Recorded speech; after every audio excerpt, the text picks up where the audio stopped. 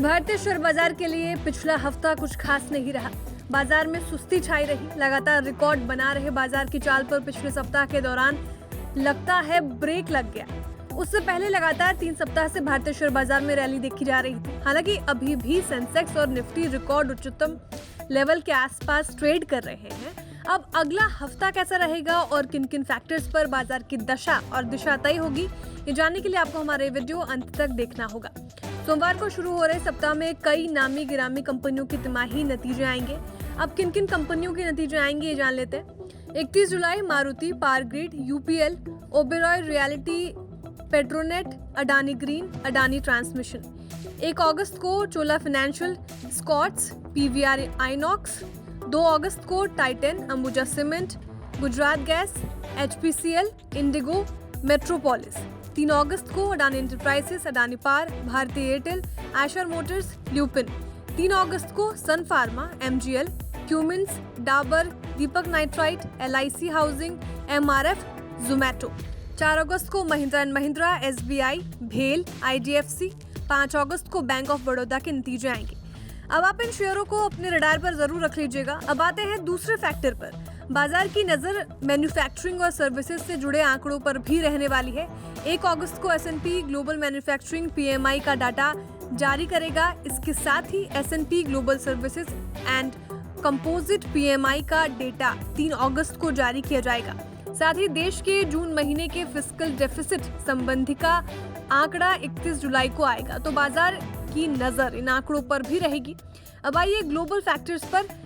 Global मोर्चे पर investors की नजर जुलाई के मैन्युफैक्चरिंग और सर्विसेज के आंकड़ों पर होगी। इसके अलावा अमेरिकी बेरोजगारी दर, साप्ताहिक जॉब डेटा आदि का भी बाजार पर असर दिख सकता है। बता दें, जापान में मौद्रिक नीति को लेकर बैठक 2 अगस्त को है, जबकि बैंक ऑफ इंग्लैंड 3 अगस्त को ब्याज दरों के बारे में फैसला करेगा। अब हमारे बाजार के लिए पॉजिटिव क्या है ये जान लेते हैं। विदेशी निवेशकों की ओर से भारतीय शेयर बाजार में खरीदारी जारी है। जुलाई महीने में अभी तक विदेशी निवेशकों ने 45,365 करोड़ का निवेश किया है। अभी इन्वेस्टमेंट किन किन सेक्टर्स में किया गया ये जान लेते हैं।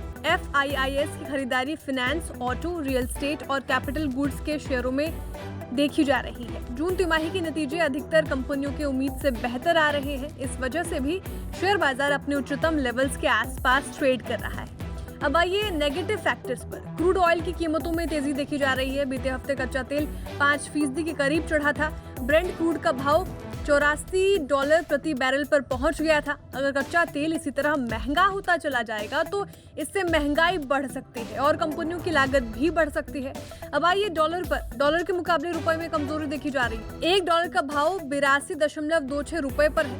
एक हफ्ते में रुपया डॉलर के मुकाबले 30 पैसे कमजोर हुआ है। अब जाते जाते कैसी रहेगी निफ्टी बैंक निफ्टी की चाल ही जान लेते हैं। भारतीय शेयर बाजार के लिए अगस्त सीरीज आसान नहीं रहेगी। बाजार दो तरफा चाल दिखा सकता है। फिलहाल भारतीय शेयर बाजार डिफेंसिव मोड में रहेगा और मौजूदा स्तरों पर कंसोलिडेशन संभव है। निफ्टी के सपोर्ट लेवल 19,600 से लेकर 19,550 रह सकते हैं। निफ्टी के रेजिस्टेंस लेवल 19,700 से लेकर 19,770 रह सकते हैं।